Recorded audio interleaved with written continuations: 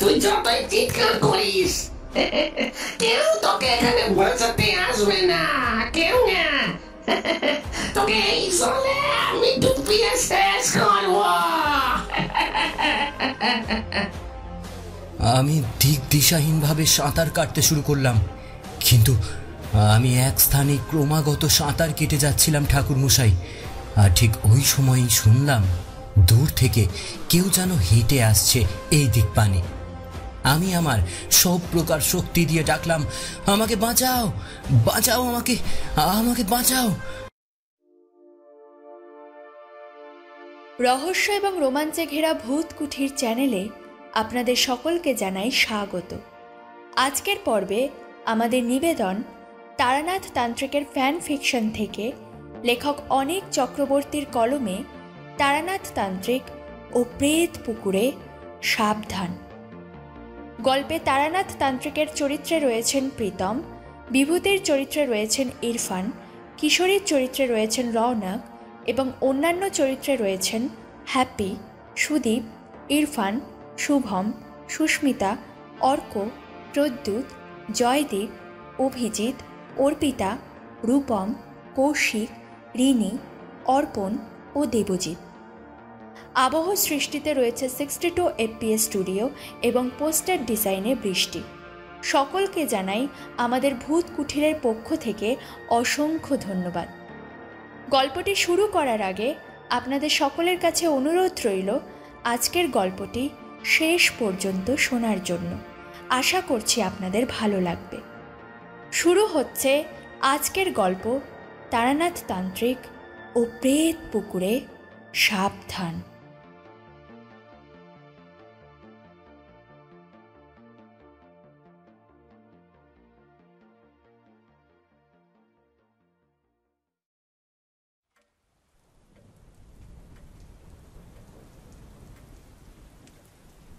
বাইরে নেমে আসা বৃষ্টি দেখে মনে হলো যে খামোকা আজকে রবিবার ছুটির দিনটা কেন নষ্ট করব বাড়িতে থেকে। তার চাইতে যাওয়া যাক মটলেনে ঠাকুরমশাইয়ের বাড়িতে। ওইখানে কিশোরী হয়তো এতক্ষণে পৌঁছে গিয়েছে, আর সপ্তাহের শেষ আজকে, তাই ওই কারণে ঠাকুরমশাইয়ের কাছে যাওয়ার জন্য আজকে প্রশস্ত দিন।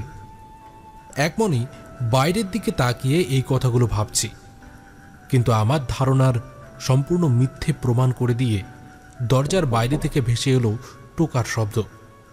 আর ওই টোকার শব্দ শুনেই আমি চমকে উঠলাম। আরে, এই অসময়ে কে আসতে পারে? আজকে তো কারোর আসার কথা নয়। উঠে গিয়ে দেখি যে কিশোরী সেন প্রায় আধ ভেজা হয়ে দাঁড়িয়ে আছে, আর তার হাতে একটা আজকের সংবাদপত্র, সেইটাও প্রায় তথৈবচ অবস্থা।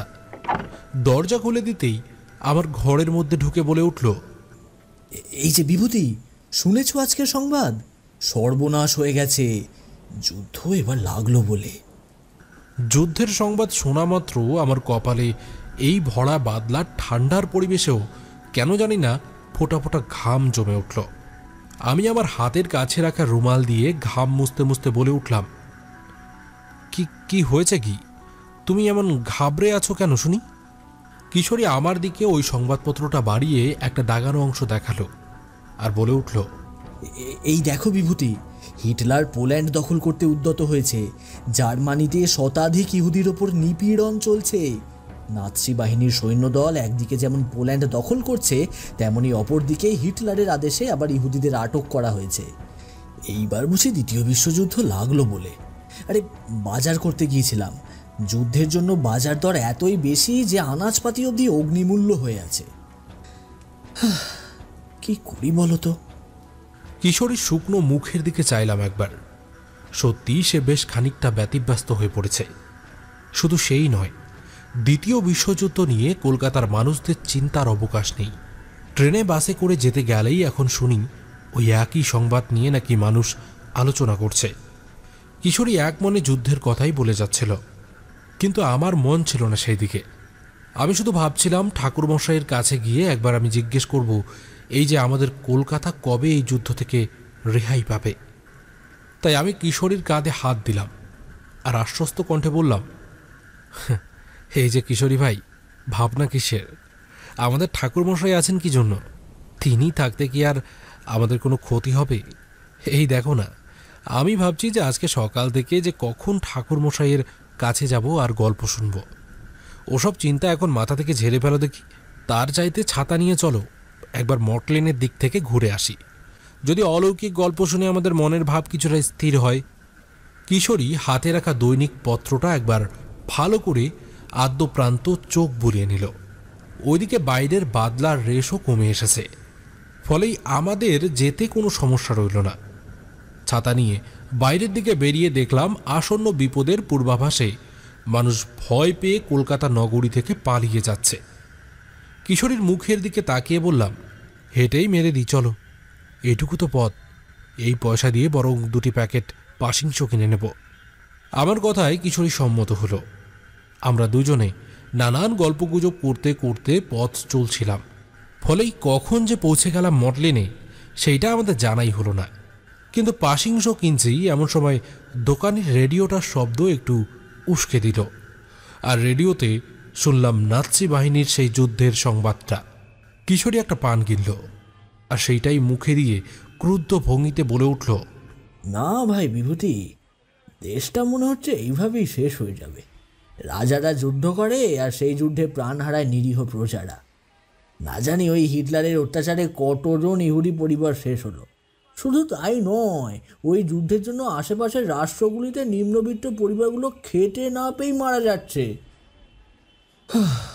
ঈশ্বর, এর কি কোনো শেষ নেই?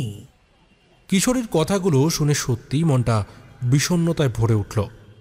কিন্তু আমি তাকে তাগাদা দিয়ে বলে উঠলাম, না ভাই, আর দেরি করার সময় নেই, চলো এবার ঠাকুরমশাইয়ের কাছে, নইলে বেলায় বেলায় অনেক সময় কেটে যাবে। রবিবারের ছুটির দিন এটা, আমাদের তো আসল পরিকল্পনাটাই মাঠে মারা যাবে। চলো চলো। বাইরে পা দিলাম যখন, তখন আবার টিপটিপ করে বৃষ্টি শুরু হলো, আর পায়ের নিচের পথঘাট ভিজে চুপচুপে। কাদা ঘোলা ওই জলপথ পাড়ি দিয়ে যেইমাত্র তারানাথের কাছে গিয়েছি, শুনলাম ভিতর থেকে কার যেন কথা ভেসে আসছে। উকি মেরে দেখলাম একজন খদ্দের সবে বেরোবার উদ্যোগ করছে, আর হাসি মুখে ঠাকুরমশাইকে বলছেন, ঠাকুরমশাই, আপনার দেওয়া ওই টোটকার গুণে সত্যি ফল পেয়েছি। নইলে আমার কীরকম আর্থিক মন্দা চলছিল, এখন মোটামুটি পরিবার নিয়ে শান্তিতে থাকতে পারবো। ওই মোকদ্দমার পিছনে আমার সব অর্থ চলে যাচ্ছিল, আর অহরহর হাইকোর্টে দৌড়াদৌড়ি সত্যি কাহিল করে দিচ্ছিল দেহ মন। কিন্তু আপনি আজকে আমায় যেই উপকারটা করলেন, তাতে আমার আপনার প্রতি শ্রদ্ধা ভাব আর বিশ্বাস আরও অনেক গুণে বেড়ে গেল। তারানাথ একটা খাম ওই ভদ্রলোকের দিকে বাড়িয়ে দিতে দিতে বলে উঠল, আপনি সৎ পথে ছিলেন, তাই আমি আপনাকে রক্ষা করতে পেরেছি। আমার কাজ হলো সৎ পথে নিজের শক্তি দিয়ে মানুষের উপকার করা। আপনার বিপক্ষে থাকা ওই মানুষটি এইবার আপনার কোনো কাজে বাধা দিতে পারবে না। আমি একটা ছোট মাদুলি দিয়ে দিলাম, খামের মধ্যে রাখা আছে। এইটা স্নান করে কালকে পরে নেবেন, কেমন? আর কিছুটা খাঁটি গঙ্গা মাটি লাল শালুতে মুড়ে মা কালীর পায়ের কাছে রেখে শুদ্ধ করিয়ে সেইটাতে 3 বার লিখে দেওয়া মন্ত্রটা পাঠ করে ঝুলিয়ে রাখবেন দোকানের সদর দরজার ফ্রেমের কোণে, পেরেকে সুতো দিয়ে। তাহলেই আর কেউ আপনার দোকান আর আপনার পরিবারের ওপর অনিষ্ট করতে পারবে না। আমি আরেকদিন গিয়ে আপনার দোকান আর বাড়ির চারপাশে বন্ধন করে দেব। অনেক ধন্যবাদ ঠাকুরমশাই, তাহলে এবার চলি। ঠাকুরমশাইয়ের কাছ থেকে ওই ভদ্রলোকটি বিদায় নিয়ে আমাদের সামনে দিয়ে চলে গেলেন। উনি চলে যাওয়ার পর আমরা ঢোকা মাত্র ঠাকুরমশাই আমার দিকে একবার চাইলেন, আর একবার কিশোরীর মুখের দিকে চেয়ে রইলেন, আর মুহূর্তখানেক পর গভীরভাবে একটা উক্তি করলেন, নিয়তি কিশোরী, সির্ফ নিয়তি। তোমার মনের কথাটা আমি বুঝতে পারছি, কিন্তু একটা কথা মনে রাখবে, যার ইচ্ছেতে গাছের পাতা অবধি নড়ে না, তার ইচ্ছেতেই সব কিছু হচ্ছে। তোমার আমার মতো সাধারণ মানুষের ইচ্ছে অনিচ্ছেতে কিছুই এসে যায় না। এই বলে তিনি নিজের কলকেতে টান দিলেন আর গুরুক গুরুক করে ধোঁয়া ছেড়ে একটা দীর্ঘশ্বাস ফেললেন।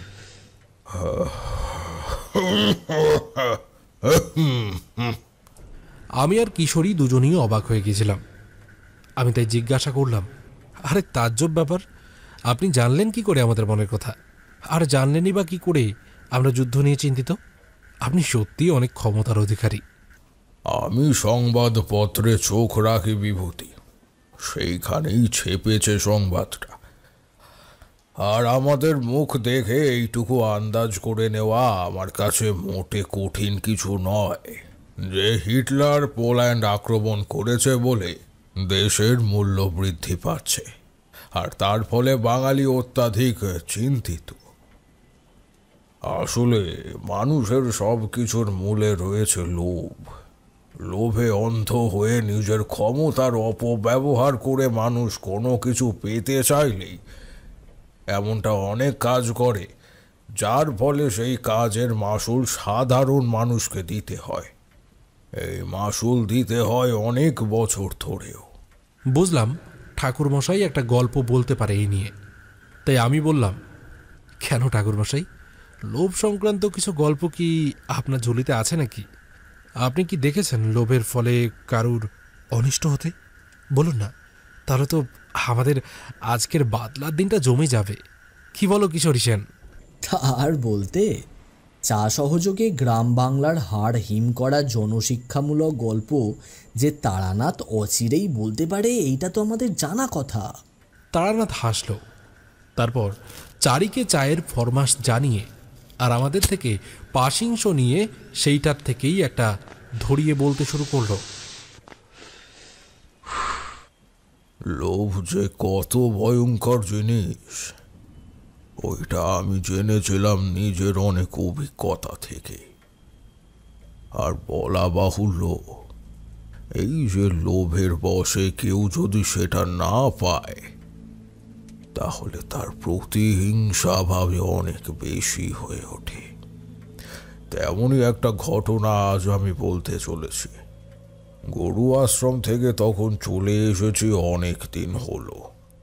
গুরু আমাকে নিয়ে একটা যজ্ঞ অনুষ্ঠান করেছিলেন, আর আমার কপালে কিছু যজ্ঞ তিলক পরিয়ে দিয়ে বলেছিলেন, তারানাথ, তুই একটু সাবধানে থাকবে। আবার কিন্তু মনে হচ্ছে তোমার ওপর কোনো বিপত্তি ঘনিয়ে আসছে। কি বিপত্তি গুরুদেব? কই, আমি তো কিছুই আন্দাজ করতে পারছি না।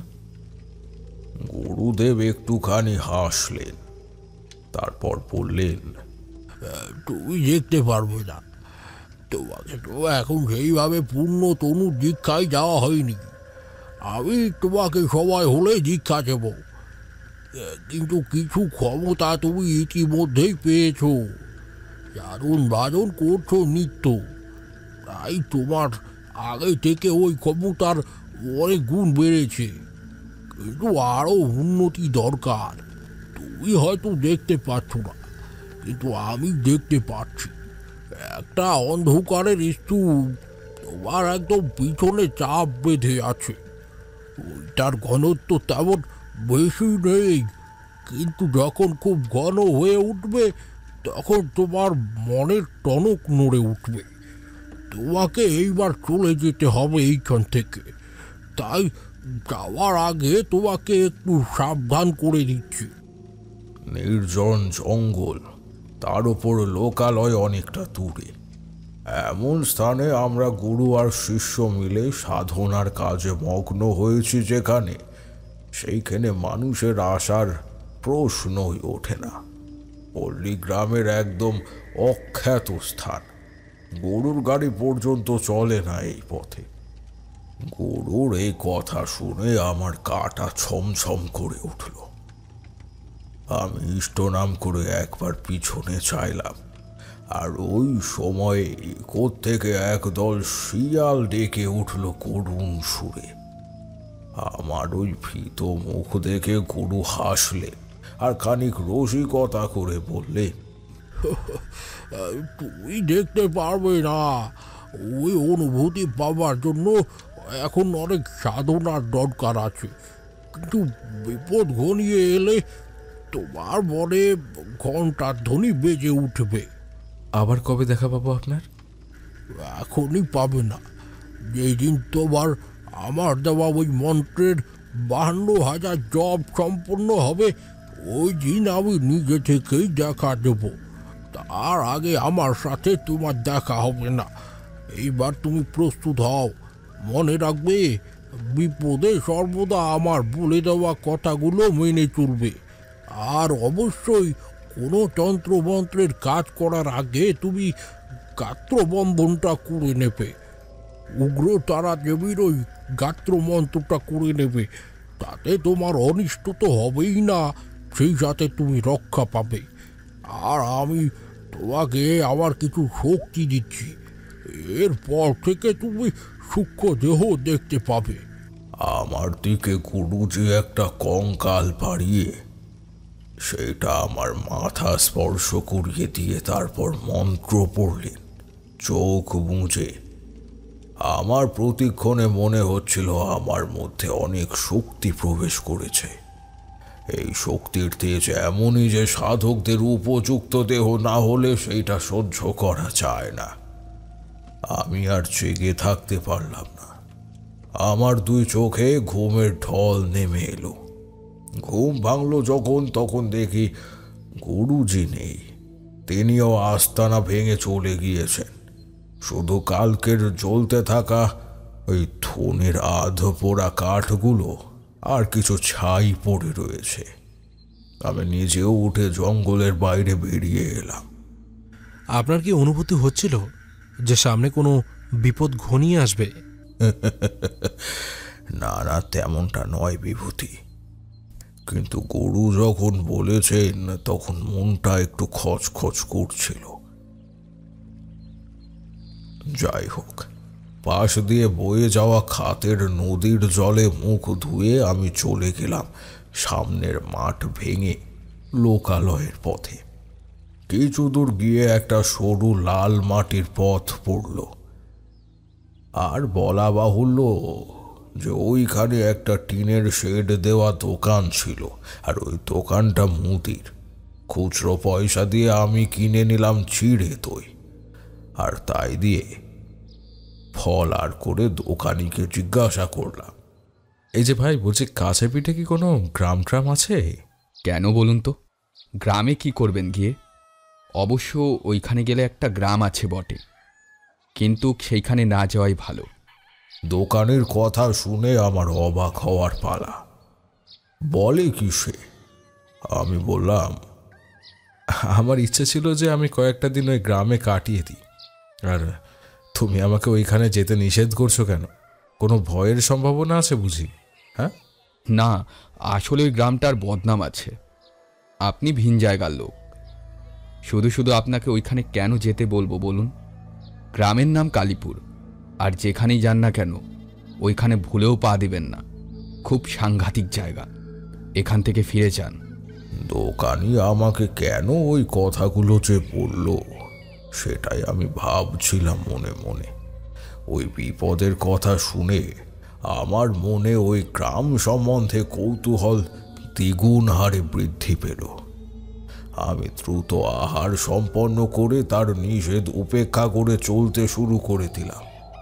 গ্রামের ধারে ধারে অনেকগুলো গাছগাছালি। পথ চলতে চলতে আমার বেশ হাসি পেল।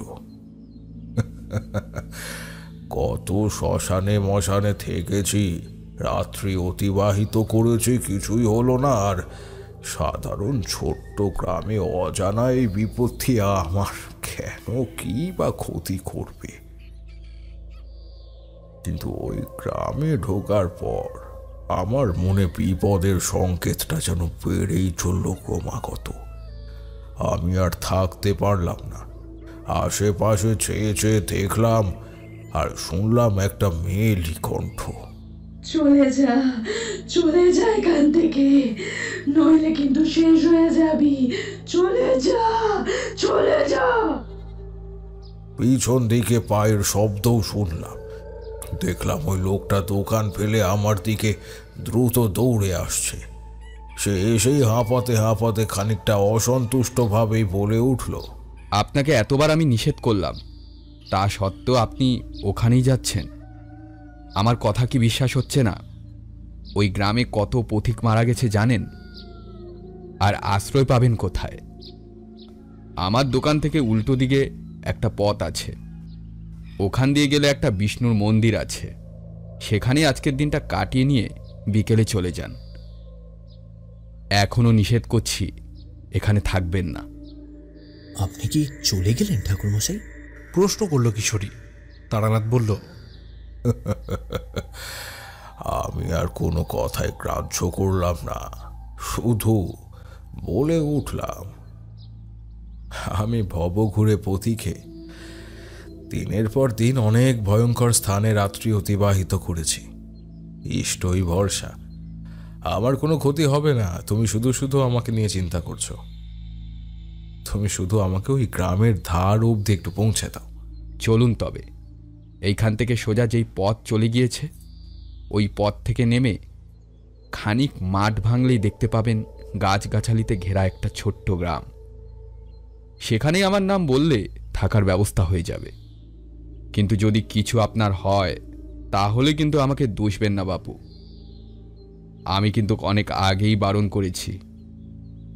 মাঠ শুরু হওয়ার আগেই যেইখানে সরু পথটা শেষ হয়েছে সেই পর্যন্ত এসে থেমে গেল দোকানি। তারপর আমাকে আঙুলি নির্দেশ করে দেখিয়ে দিল গ্রামের দিকটা। আমি দেখলাম যে মাথার ওপর সূর্য উঠেছে। জ্যৈষ্ঠ মাসের গরম।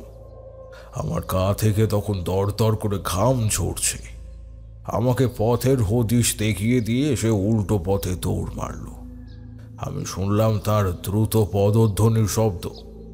এইখান থেকেই গ্রামটা শুরু হয়ে গিয়েছে, কিন্তু লোকালয়টা আর একটু ভিতরে। এই যাই হোক, পথ চলা শুরু করলাম অনেকটা অস্বস্তি নিয়ে। কিছু দূর গিয়েই দেখতে পেলাম বিরাট একটা কালো রঙের শান্ত দিঘি। দিঘিটা এতই বিরাট যে এই পার থেকে ওই পার সাঁতার দিয়ে যেতেই প্রায় আধা ঘন্টা অতিবাহিত হবে। মাথার ওপর সূর্যদেব তখন প্রখর সূর্য কিরণ ছড়িয়ে দিয়েছে। দরদর করে ঘাম হচ্ছে। স্নান করার জন্য আমার মনটা আনচান করছে। পাশেই ছিল একটা গাছ। ওই গাছের গুঁড়িতে আমি নিজের পোটলা আর কাপড় ছেড়ে যেই না আমি ঝাঁপ দিতে যাবো, ওই সময়ই আমার পিছনে দূর থেকে কেউ যেন চিৎকার করে উঠল, আরে করছেন কি? এই মরার ইচ্ছা আছে নাকি? সরে যান বলছি। আমি থমকে দাঁড়ালাম। দেখলাম গ্রামে ঢোকার যেই পথটা দুই দিকে বিভক্ত হয়ে গিয়েছে, তার একটা দিয়ে একজন সাবালক কোচের ছেলে আমার দিকে হন্তদন্ত হয়ে ছুটে আসছে। আমার দিকে সে দ্রুত এগিয়ে এসে হাঁপাতে হাঁপাতে মুখ তুলে বলল, দেখি তো মনে হচ্ছে এই গ্রামে নতুন। তা ঢোকার মুখে আপনাকে কেউ সাবধান করে দেয়নি? হ্যাঁ, সামনেই তো বিশুর ছোট্ট মুদি দোকান। আমাদের গ্রাম প্রধান যে তাকেই ওই দায়িত্ব দিয়েছে, নিশ্চয়ই বলে দেয়নি।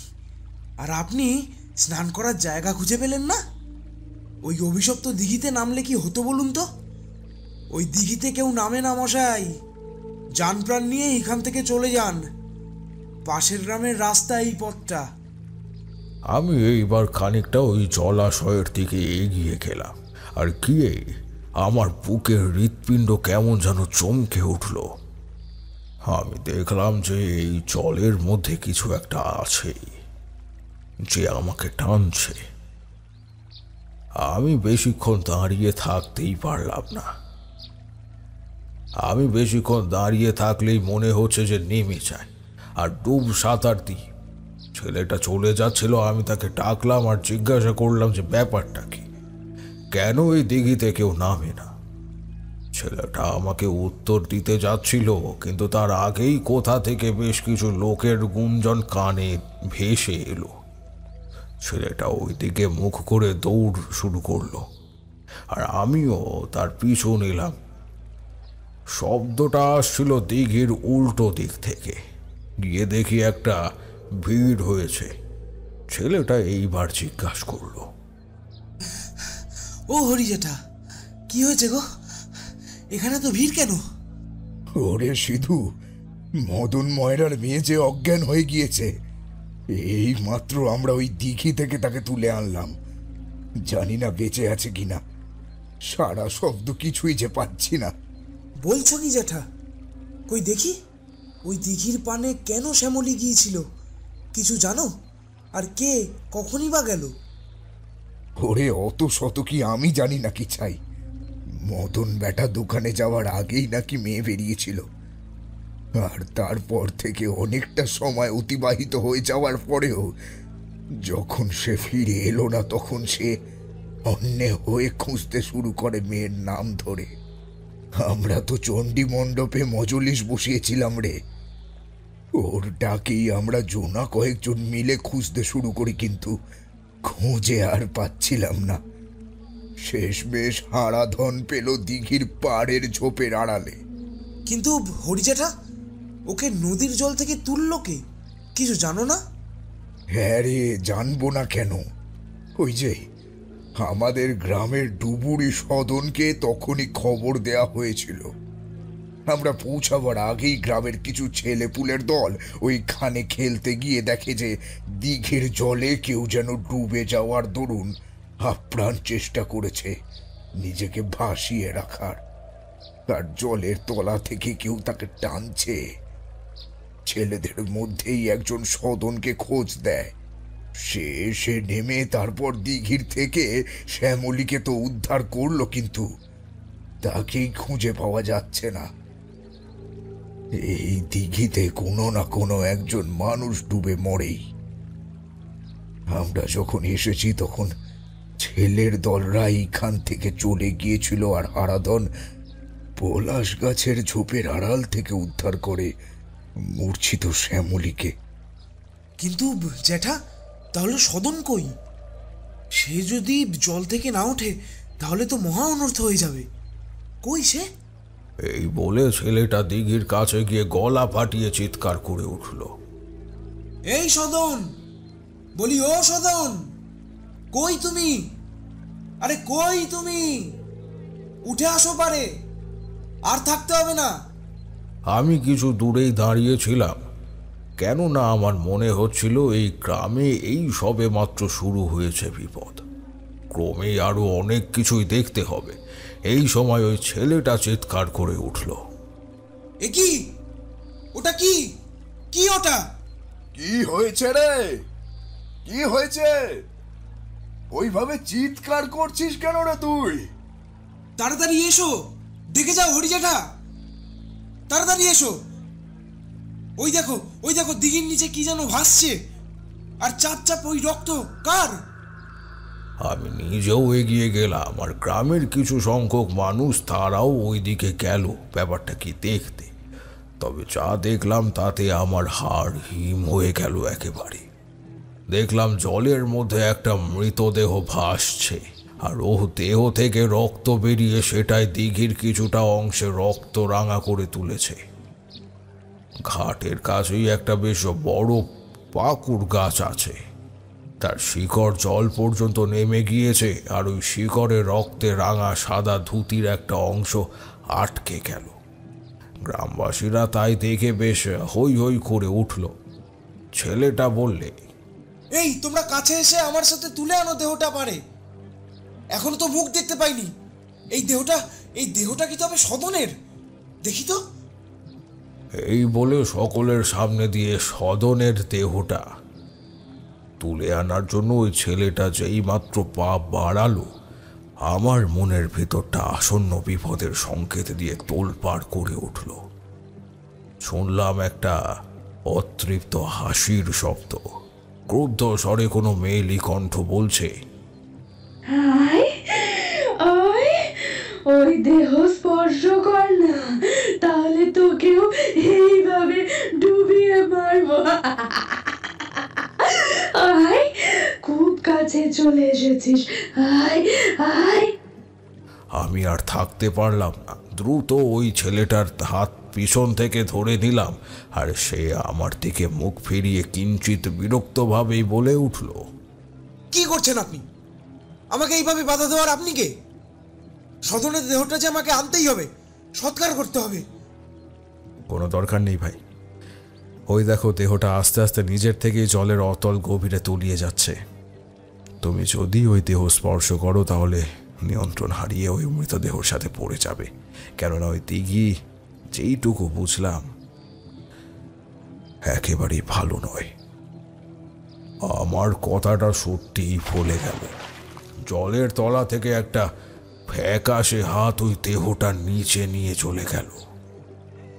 ওদিকে শুরু হলো কান্নার রোল। একজন সধবা স্ত্রীলোক দ্রুত ছুটে এসে কান্নায় ভেঙে পড়লো আর বিলাপ করে বলতে লাগলো, ওগো, আমার একই সর্বনাশ হলো। আমার স্বামীটা কি আর কোনো দিন ফিরবে না? ঈশ্বর, আমি তাহলে এই জলে ডুবে মরি। মেয়েটা মধ্যবয়সী, কিন্তু তার চোখের জল দেখে সত্যি আমার এইবার মনটা ভিজে গেল। তার স্বামী সদন একজনের প্রাণ বাঁচাতে গিয়ে নিজেই ওই অভিশপ্ত পুকুরের শিকার হলো। গ্রামের কিছু মেয়ে বউ তাকে ওখান থেকে সান্ত্বনা দিতে দিতে নিয়ে চলে গেল। আবার একটা গুঞ্জন উঠল। ওই ছেলেটাই এইবার সংবাদ নিয়ে এলো আমাদের সামনে। জ্ঞান হয়েছে হরিজেঠা, জ্ঞান হয়েছে। চোখ খুলে তাকিয়েছে শ্যামলী। সত্যি এইবার আমি কৌতূহল দমন না করতে পেরে গেলাম ওই ভিড়ের মধ্যে। দেখি লোকজনের মধ্যে একটা 18 বছরের মেয়ে, বেশ সুন্দর দেখতে। মেয়েটি শুয়ে রয়েছে, তার চোখ মুখ সর্বাঙ্গ ভিজে গিয়েছে দিঘির জলে। সে এই পাশ ওপাশ মাথা ফেরাচ্ছে। ওই ছেলেটা এবার তার দিকে হাঁটু মুড়ে বসে জিজ্ঞাসা করলো, এই শ্যামলী, এখন কেমন বোধ করছিস? আর ওই দিঘির পাড়ে কেন গিয়েছিলি মরতে? জানিস না ওখানে কেউ যায় না? সত্যেনদা, আমি ইচ্ছে করে ওইখানে যাইনি গো। আমার পুরো কথাটা তুমি শুনে দেখো। আমি এক বর্ণ মিথ্যে কথা বলছি না। ওই যে বাবা আসছে, তাকেই তুমি শুধিয়ে দেখো। এই সময় মধ্যবয়সী একজন কালো বর্ণের লোক আমাদের মধ্যে এসে প্রবেশ করলো। ওনার চোখে মুখে গভীর উৎকণ্ঠা। সে মেয়ের মাথায় হাত বুলিয়ে ইষ্ট নাম করতে করতে বললেন, শ্যামলী, আয় মা, আমার সাথে বাড়ি ফিরে চল। আমি তো ভেবেছিলাম তুই মরেই গিয়েছিস। আমাকে যদি ছেলের দল খবর না দিত তাহলে আমি তো জানতেই পারতাম না কি হয়েছিল বলতো। আমিও শুনলাম যে আমাদের গ্রামের সদন ডুবুরি নাকি তোকে উদ্ধার করতে গিয়ে মারা গিয়েছে। হ্যাঁ মদন জেঠা, আজকে তোমার মেয়ের জন্য গ্রামের একজন বউ বিধবা হলো। তোমার মেয়েকে তুমি চোখে চোখে না রাখতে পারো তো বাইরে বেরোতে নির্দেশ করো না কেন? জিজ্ঞাসা করো যে ও কেন এখানে এসেছিল। আমাদের আগে তুমি এখানকার বাসিন্দা, তাতে আবার তোমার বয়স 50-এর কম নয়। তোমার তো জানা কথা যে ওই দিঘি কতটা ভয়ঙ্কর, এর আগেও কত মানুষের প্রাণ নিয়েছে। সেই সব জেনেও তুমি মেয়েকে ওইখানে পাঠাতে পারলে? কথাটা শুনে ওই মদন ময়রা কিন্তু বিন্দুমাত্র প্রতিবাদ করল না। তার মুখ শুকনো হয়ে গেল। এই সময় দিঘির জলে আলোড়ন সৃষ্টি হলো, আর দেখলাম চোখের সামনে একটা কঙ্কাল ভেসে উঠল। সেইটা যে সদন ডুবুরির কঙ্কাল আমার বুঝতে বাকি রইল না। কিন্তু এইবার কেউ ওই পথে যেতে আর সাহসও করল না। ঘাড় কাঁধ করে ওই কঙ্কালটা আমাদের দিকেই তার শূন্য কালো চোখ নিয়ে তাকিয়ে আছে। আরেকটা কথা শুনলাম, দিনের আলো কমে আসার সাথে সাথে নাকি ওইখানকার জল আলকাতরার মতোই কালো হয়ে আসে, কিন্তু কেন কালো হয় সেটাই কারোর জানা নেই। এতক্ষণে মদন ময়রার মেয়ে কিঞ্চিত ধাতস্থ হয়েছে, সে এইবার বলে উঠল, আমার বাবার কোনো দোষ নেই সত্যেনদা। বাবা বেরোবার আগে আমি জল তোলার জন্য কলসি নিয়ে বেরিয়েছিলাম ওই চৌধুরীদের পুকুরে যাব বলে, কিন্তু যেতে গিয়ে দেখলাম আমাকে একজন ডাকছে। যে ডাকছিল তাকে আমার একদম মনে আছে। পরনে বৈধব্যের বেশবাস, আর সেই সাথেই মাথায় ঝাঁকড়া ঝাঁকড়া চুল। আমি প্রথম দিকে যেতে চাইনি, কিন্তু সে আমার দিকে এগিয়ে এসে এমনভাবে তাকালো যে আমার মনে হলো আমার সারা শরীর যেন ঝিমিয়ে আসছে, বাহ্য জ্ঞান আমার চলে যাচ্ছে। আমার হাতে ধরে থাকা ওই কলসটা পড়ে গেল হাত থেকে, আর তারপর আমার আর কিছুই মনে নেই। চুল খোলা ছিল, খেয়াল ছিল না বাড়ি থেকে বেরোবার সময়। ফলে আমার যখন ধীরে ধীরে জ্ঞান ফিরে এলো, দেখলাম আমি নিজের অনিচ্ছা সত্ত্বেও ওই দিঘির জলে ধীরে ধীরে ডুবতে চলেছি। পুকুরে আমি আর বিধবা মহিলা দাঁড়িয়েছিলাম। সে আমাকে মাঝে মধ্যে হাতছানি দিচ্ছে, আর আমার 2 পা নেমে এগিয়ে যাচ্ছে তার কথা মতো। আমার শরীর যেন সম্পূর্ণ আমার নিয়ন্ত্রণের বাইরে। আমি যে সময় বুঝলাম যে আমার বিপদ ঘনিয়ে এসেছে আর ইতিউতি চাইলাম যখন, তখন দেখলাম যে এইটা সেই কালো দিঘি। আমি উচ্চ কণ্ঠে চিৎকার করে জলে লাফাতে শুরু করলাম, আর এও মনে হচ্ছিল যে আমার পা ধরে কেউ যেন প্রাণপণে চেষ্টা করছে জলের গভীরে টানার।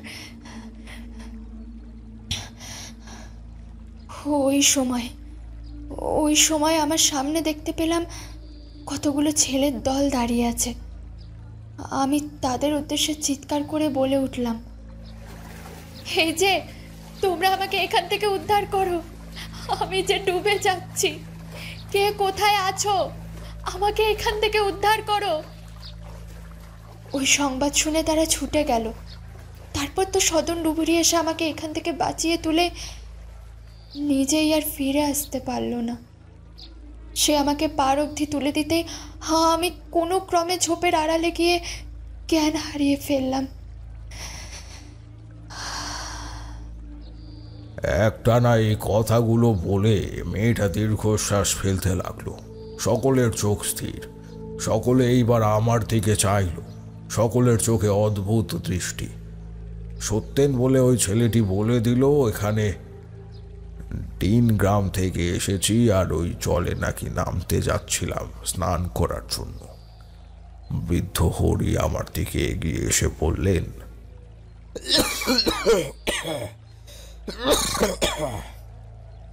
অনেকক্ষণ ধরেই আমি দেখছি যে আপনি এইখানে দাঁড়িয়ে আছেন। আমি কি জানতে পারি আপনি কে এবং কেন আমাদের এই গ্রামে এসে উপস্থিত হয়েছেন? আর ওই দিঘির ধারেই বা কেন স্নানের জন্য নামতে যাচ্ছিলেন? আসলে আমি এই গ্রামের কেউ নই। আমি একজন ভবঘুরে পথিক, ইষ্টনাম করি আর পথে পথে ঘুরে বেড়াই। আমি আসলে অনেক দূর থেকে এসেছি, ফলে অনেকটা পথ হাঁটার পর ক্লান্ত হওয়ার দরুন আমি এইখানে ঢোকার মুখে যখন ওই পুষ্করিণী দেখতে পেলাম, তখন মনে হলো একটু ঠান্ডা জলে স্নানটা করে নিই, তাহলে দেহ মন দুইয়ে আমার শান্ত হবে। কিন্তু তখনই ওই সত্যেনবাবু আমাকে বাধা দিলেন। বৃদ্ধ বেশ অভিজ্ঞ দেখেই বোঝা গেল। তিনি সকলকে চলে যেতে নির্দেশ দিলেন। আমার মনের কোণে অনেক প্রশ্ন জমেছিল ওই দিঘিটাকে কেন্দ্র করে। তাই সকলে চলে যাওয়ার পর আমি অপেক্ষায় ছিলাম কখন আমি ওই বৃদ্ধর সাথে কথা বলে জানতে পারবো এই দিঘির ইতিহাসটা। তিনি আমাকে বললেন, আপনি কি সাধক মানুষ? আপনাকে দেখে কেন জানি না আমার খুব পরিচিত মনে হচ্ছে। আপনার নাম কি বলুন তো? আগে আমার নাম তারানাথ চক্রবর্তী। সত্যি কথাই বলছেন, আমি অল্প স্বল্প তন্ত্রচর্চা করি বটে, কিন্তু আপনি জানলেন কি করে সে ব্যাপারে? লোক মুখে আমি আপনার নাম অনেক শুনেছি। তারাপুর বলে একটা ছোট্ট গ্রামে আমার মেয়ে সুরমার শ্বশুর বাড়ি। ওইখানে আমার মেয়ের নজর লেগেছিল, প্রায় মৃত্যুর মুখেই সে ঢলে পড়ছিল। সেইখান থেকে তাকে আপনি আপনার ক্ষমতা দ্বারা উদ্ধার করেছেন। আমার মেয়ে এইখানে মাসখানেক ছিল আর সর্বদা আপনারই গুণগান করত। আপনি নাকি প্রাণের ঝুঁকি নিয়ে আমার মেয়ের জীবন রক্ষা করেছিলেন। তা ঠাকুর মশাই, আপনি এইখানে আমার বাড়িতেই থাকুন না। আমি এই গ্রামের ওই দিঘির ব্যাপারে আপনার যা কৌতূহল আছে সেইটা সম্বন্ধে সব কিছুই বলবো, কিছু ভাববেন না। আমি ওই বৃদ্ধের কথায় কোনো আপত্তি করলাম না। মনে হলো কালীপুর গ্রামের যা অবস্থা তাতে আমার এইখানে থাকা খুবই দরকার। এই ভয়ঙ্কর দিঘি থেকে আমাকে এই গ্রামের মানুষদের রক্ষা করতেই হবে। আমি তাই ইতিবাচক ঘাড় নাড়লাম আর বললাম, বেশ, তো আপনি যখন বলছেন তখন আমি অবশ্যই এখানে থাকবো। চলুন তবে। চলতে চলতে আমি দেখতে পেলাম দিঘির কাছে বিরাট অট্টালিকা সম একটা বাড়ি দাঁড়িয়ে রয়েছে। ওই বাড়িটা এতই পুরনো যে ওইখানে আর কোনো মানুষ থাকে বলে মনে হয় না। বাড়ির কার্নিস থেকে শুরু করে পাঁচিলের অবস্থা প্রায় শোচনীয়। আমি ওই দিকে একবার তাকিয়ে জিজ্ঞাসা করলাম, আচ্ছা হরিবাবু, এই বাড়িটা কার? মানে কিছু বলতে পারেন কি? এখন কি ওই বাড়িতে কেউ থাকে? হরিবাবু মুখ তুলে একবার চাইল বাড়িটার দিকে, তারপর ক্রুদ্ধ ভঙ্গিতে বলে উঠলেন, ঠাকুর মশাই, ওই বাড়ির দিকে একদম চাইবেন না। কালীপুরের আজকে যা অবস্থা সেইটা শুধু ওই বাড়ির জন্য। ওইটা আসলে এই গ্রামের শেষ জমিদার উমেশ চন্দ্র চৌধুরীর। উনি ছিলেন এইখানকার শেষ এবং সব থেকে অত্যাচারী জমিদার। তিনি আমাদের কালীপুরের অধঃপতনের জন্য দায়ী। আমার বাল্যকালেই আমি দেখেছি তার অত্যাচারের বহর, ঠাকুর মশাই। এই বলে তিনি আমার আগে আগে হনহন করে এগোতে শুরু করলেন। আমি বাইরে থেকে ওই বাড়িটার দিকে চেয়ে রইলাম। বাড়িটা জনমানব শূন্যভাবে দাঁড়িয়ে আছে অনেক দিন ধরেই, আর তাকে বেষ্টন করে আছে একটা কালো ধোয়ার কুণ্ডলী। যাই হোক, দিঘির পাড় থেকে এই হরিবাবুর বাড়ির দূরত্ব কম করেও আধা ঘন্টার হাঁটা পথ। বাড়িটা দেখতে মোটের ওপর আর 4-5টা বাড়ির মতোই। ওনার অবস্থা যে গ্রামবাসীদের থেকে সচ্ছল সেটা দেখেই বুঝতে পারলাম। উনি আমাকে খুব খাতির করে নিজের বাড়িতে ঢুকতে দিলেন। আমি দেখলাম থাকার মধ্যে কেউই নেই বাড়িতে। আমি এও ভাবলাম যে তবে কি উনি একাই থাকেন। আমার চোখের ভাব দেখে উনি মৃদু হেসে বললেন, ঠাকুর মশাই, ভাববেন না যে আমি একা থাকি। আমার বাড়িতে আমার ছেলে আর স্ত্রী পুত্র 2 থাকে। হ্যাঁ, কিন্তু তারা এখন কেউই নেই, কারণ আজকে সকালেই খোকা রওনা দিয়েছে বৌমাকে নিয়ে আসতে। বৌমা অনেক দিন হলো তার বাপের বাড়ি গিয়েছে। ওইখান থেকে ফিরতে ফিরতে তাদের দেরি হবে বেশ কিছুক্ষণ। অনেকটা পথ। গরুর গাড়ি করে স্টেশন অবধি গিয়ে আবার ট্রেনের একটা ব্যাপার আছে। আচ্ছা, আপনি আমার একটা প্রশ্নের জবাব দিলেন না। ও বাড়িটা ওখানে কবে থেকে পড়ে আছে, আর ওখানে এখন আর কেউ থাকে না কেন বলতে পারেন কি? আমার ওই বাড়িটা দেখে কেমন একটা অমঙ্গলজনক বোধ হলো। আপনি বলতে পারবেন ওই বাড়ির শেষ ওই জমিদারকে কেন অত্যাচারী বলা হতো, আর সে কি এমন কাজ করেছিল যার জন্য তাকে আপনি এই গ্রামের কলঙ্ক বলেছেন? হ্যাঁ, আপনি শুনলে আপনি নিজেও ওই একই কথাই বলবেন ঠাকুর মশাই। আমার বাবার কাছ থেকে শোনা এই কাহিনী। আমার যখন ৬-৭ বছর বয়স, এইটা তখনকার কাহিনী।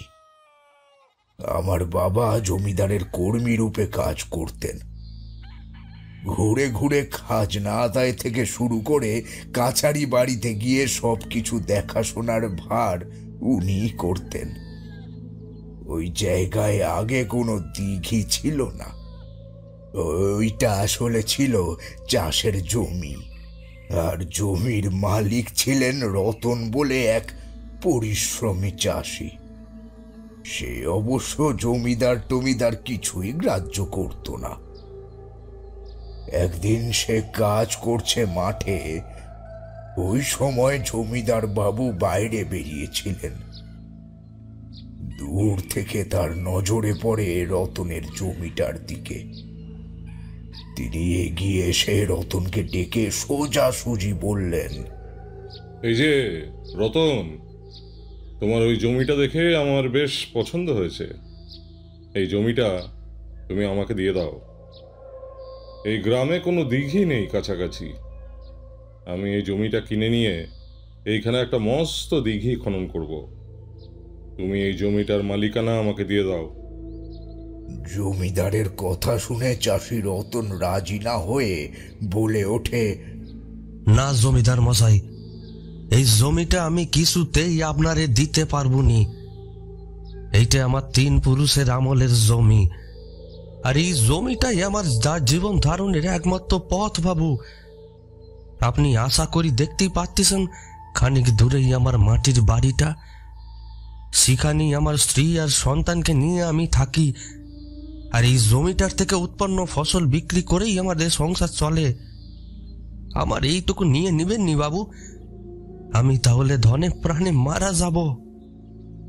এইবার জমিদার বাবু তার উপর ক্ষিপ্ত হয়ে বলে উঠলেন, আমাকে যদি তুমি ওই জমি না দাও, তাহলে কিন্তু তুমি জানো না আমি তোমাকে গ্রাম ছাড়া করতে পারি। তখন কিন্তু একুল ওকুল দুই যাবে। তাই বলছি, ভালো ভালো এই জমিটা দিয়ে দাও। আমি তোমাকে তার বদলে 200 মুদ্রার থলি দিচ্ছি। না জমিদার মশাই, আপনি আমারে কয়েক হাজার মুদ্রা দিলেও আমি আপনাকে জমি দিবনি। তাতে আপনারা যা করার ইচ্ছা করে নিতে পারেন। আমার নামও রতন। আমি বেশি থাকতে কিছুতে এই জমি আমার কাছ থেকে ছিনিয়ে নিতে দেবনি। ঠাকুর মশাই, এইভাবেই কথা কাটাকাটি শুরু হলো দুইজনের মধ্যে। অবশ্য জমিদার মশাই রক্তচক্ষু করে রতনের কথাগুলো শুনছিলেন। উনি নিজের থেকে পথে খাটো কারুর সাথেই বাগবিতণ্ডায় জড়ান না। উনি ক্রুদ্ধ ভঙ্গিতে তার দিকে তাকিয়ে আর রতনের কথা শুনে তখনকার মতন ওই স্থান ত্যাগ করলেন। রতন দিগ্বিজয়ের আনন্দে আত্মহারা হয়ে সমগ্র গ্রামে তার কীর্তি হাজির করতে লাগলো। এও বলতে লাগলো জমিদারকে সে ভয় করে না, কিন্তু তার কপালে যে দুঃখ ছিল সেইটা যদি সে জানত, তার আস্পর্ধার প্রতিশোধ দেওয়ার জন্য জমিদার মশাই রাতের অন্ধকারে সে যখন শুয়ে আছে, তখন ঘরের চালে সহস্তে আগুন লাগিয়ে দিলেন। বলছেন কি? মানে আগুন লাগার ব্যাপারটা তাহলে রতন জানতে পেরেছিল? না ঠাকুর মশাই, রাতের অন্ধকারে জমিদার মশাই আগুন দিয়েছিলেন তার বাস ভিটেতে, আর বাইরে বেরোবার পথ বন্ধ করে দিয়েছিলেন, আর তার ঘরের দরজায় শিকল তুলে দিয়েছিলেন। আগুন লাগার পর শুধু দূর দূরান্ত পর্যন্ত ভেসে আসে রতন আর তার স্ত্রী সন্তানের মরণ চিৎকার। পরদিন সকালে ওইখানে এক গাদা ছাইয়ের স্তূপ পড়েছিল, আর বেরিয়েছিল কয়েকটা ঝলসে যাওয়া মৃতদেহ।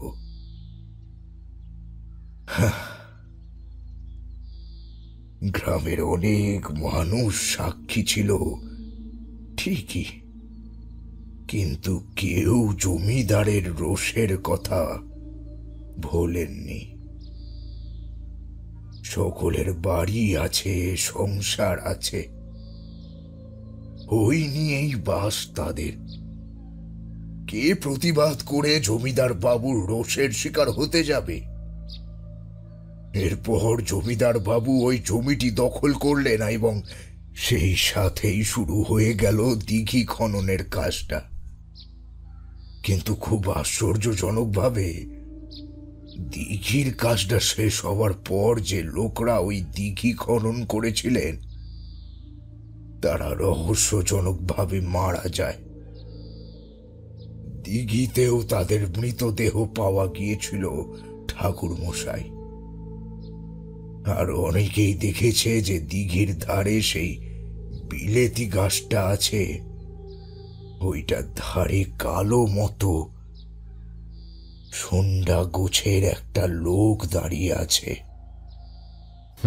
বুঝলাম হরিবাবু। আমি একবার আজকে ওই দিঘির ধারে গিয়ে দেখতে চাই কি আছে, সেটা আমাকে একবার দেখতে হবে। আর দরকার হলে কিছু ওই যৌগিক পদ্ধতির সাহায্য নিতে হবে আর কি। তবে আপনার ছেলে কি আজকে ফিরছে? ফিরতে ফিরতে যদি অন্ধকার নেমে আসে কি হবে? গ্রামের মধ্যে প্রবেশ পথ বলতে তো শুধু ওই একটাই পথ বলে আমি জানি। দেখলাম বৃদ্ধ কেমন থতমত খেয়ে গেল। তিনি আমার কথাটা সত্যি বুঝলেন বিবেচনা করার মতোই বটে। উনি করুণ স্বরে আমাকে বললেন, তাহলে কি হবে ঠাকুর মশাই? ওই দিঘি দিয়ে ফিরলে যে নির্ঘাত একটা অঘটন ঘটবে। আমার ছেলে কি তাহলে ওই দিঘির জলে ডুবেই মারা যাবে?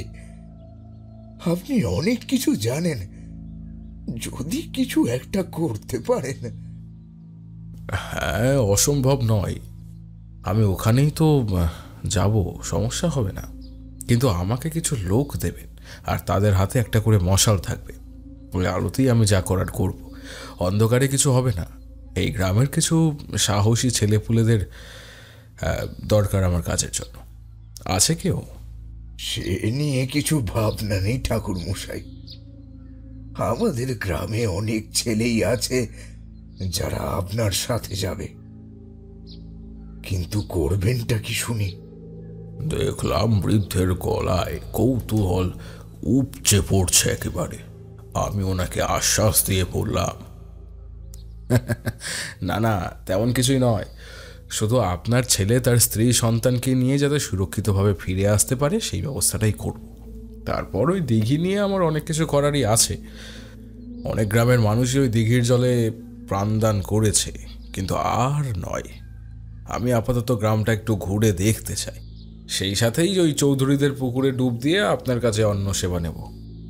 বেশ ঠাকুর মশাই, আমার রান্নার মেয়ে মালতী রান্না করেই রাখবে।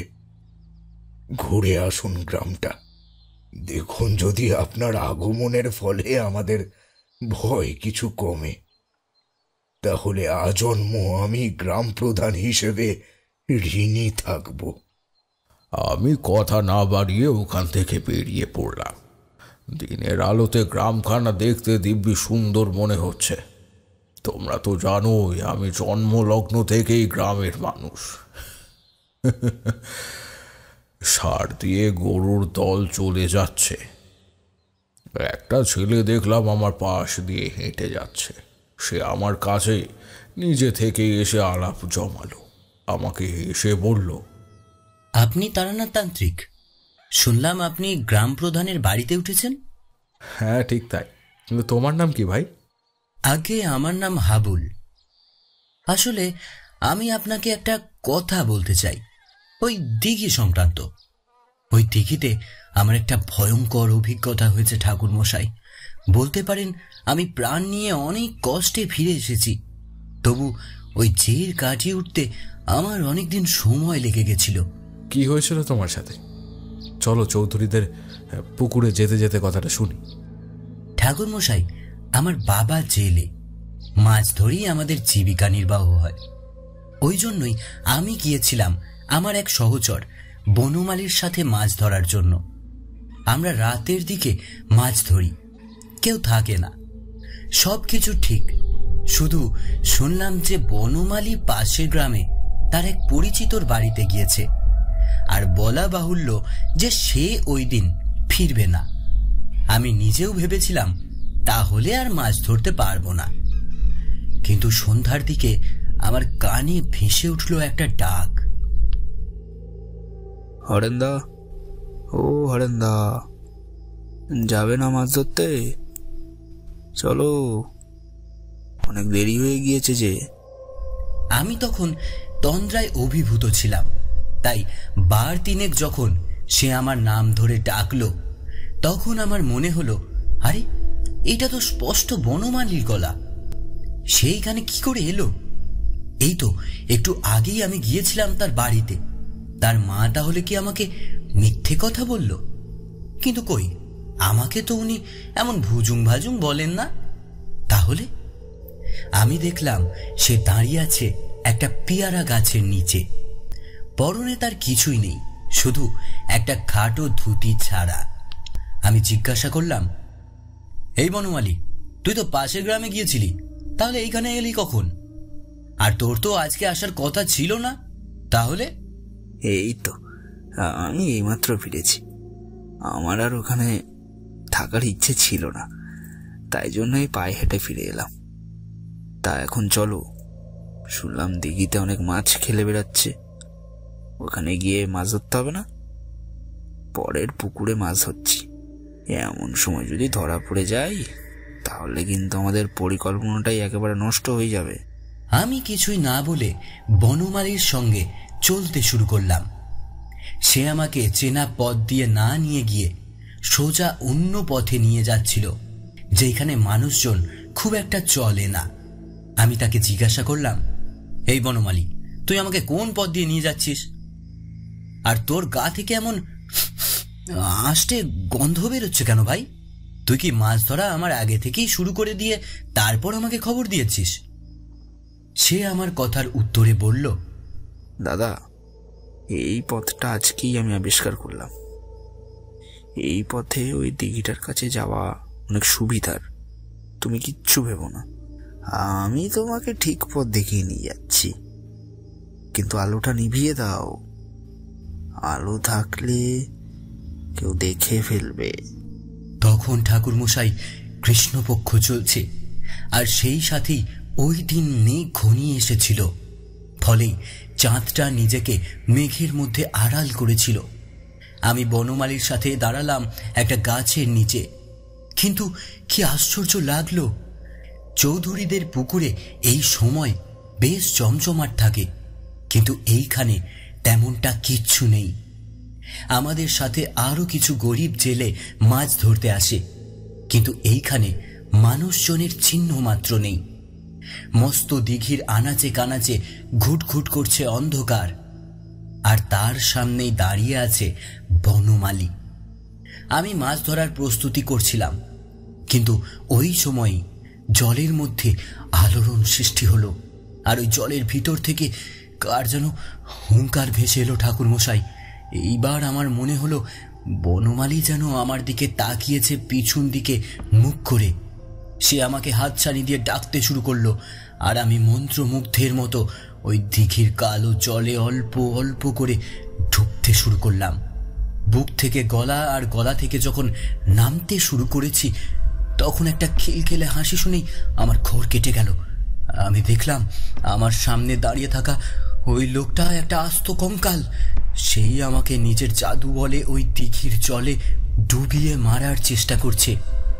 আমি সাঁতার জানতাম। তারপর আমার হুঁশ হলো যে সামনের ভগ্ন প্রায় ওই জমিদার বাড়িটা কেমন যেন উজ্জ্বল হয়ে উঠেছে। আমার বুক কেঁপে উঠল। আমি এবার চিৎকার করে উঠলাম আর বললাম, কেউ আমাকে এই প্রেতপুকুর থেকে উদ্ধার করো, আমি যে বাঁচতে চাই, দয়া করে কেউ উদ্ধার করো। এই বলে হরেনের চোখটা গোল গোল হয়ে উঠল। তার অন্য মনস্কতার দৃষ্টি দেখে বুঝতে পারলাম যে সে মারাত্মক ভয় পেয়েছে। সে এইবার বলে উঠল, ঠাকুরমশাই, ওই সময় আমার কথায় কেউ কোনো উত্তর না দিলেও স্পষ্ট শুনলাম একটা খোনা কণ্ঠ। সামনে দাঁড়িয়ে থাকা ওই কঙ্কালটা আমার দিকে তার জ্বলন্ত দৃষ্টি মেলে চাইল, তারপর বলল, তুই যতই চিৎকার করিস কেউ তোকে এখানে বাঁচাতে আসবে না, কেউ না। তোকে এই জলে আমি ডুবিয়ে শেষ করব। আমি দিক দিশাহীনভাবে সাঁতার কাটতে শুরু করলাম, কিন্তু আমি এক স্থানে ক্রমাগত সাঁতার কেটে যাচ্ছিলাম ঠাকুরমশাই। আর ঠিক ওই সময়ই শুনলাম দূর থেকে কেউ যেন হেঁটে আসছে এই দিক পানে। আমি আমার সব প্রকার শক্তি দিয়ে ডাকলাম, আমাকে বাঁচাও, বাঁচাও, আমাকে আমাকে বাঁচাও।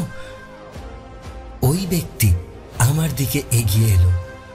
আমাকে এই স্থানে জলে হাবুডুবু খেতে দেখে সে দাঁড়িয়ে পড়ল আর আমার দিকে একটা দড়ি ছুঁড়ে দিল।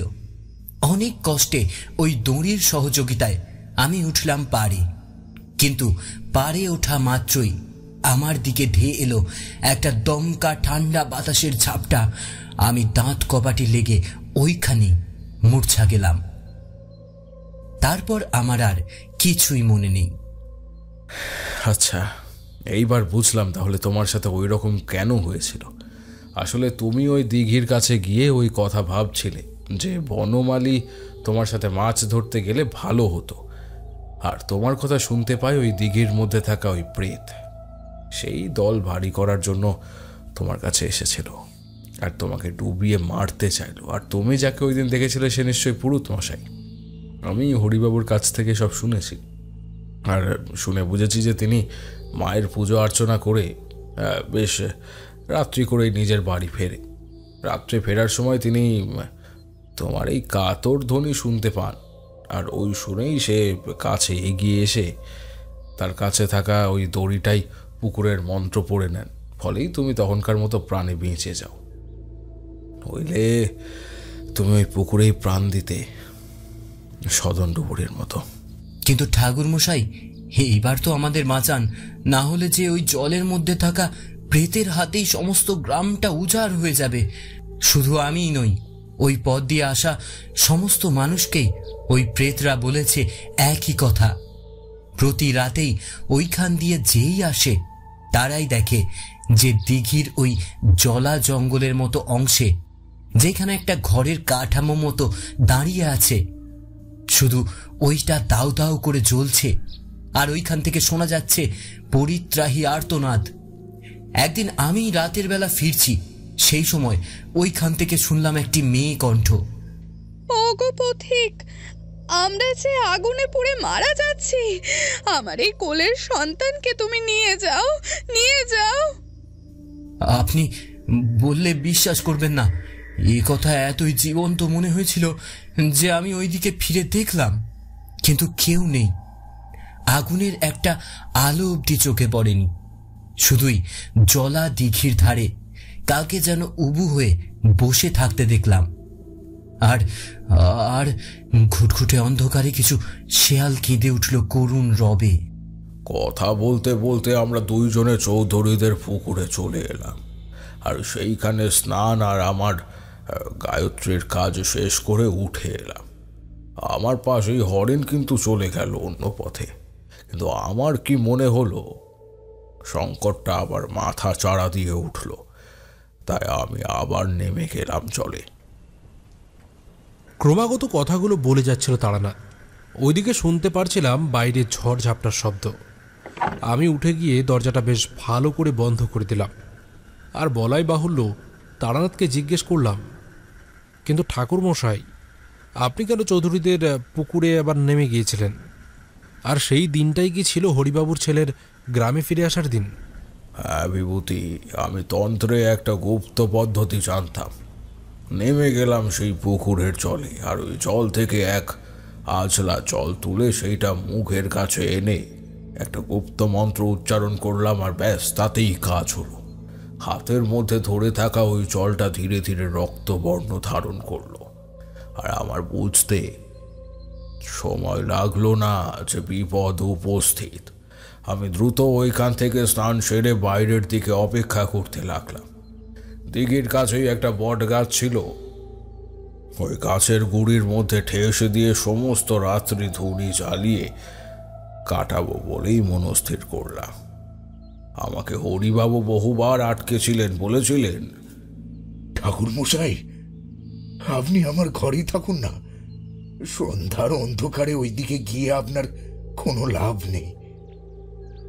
আমরা গ্রামের ছেলে আপনার সাথে পাঠিয়ে দেব, না হয় তখন যাবেন।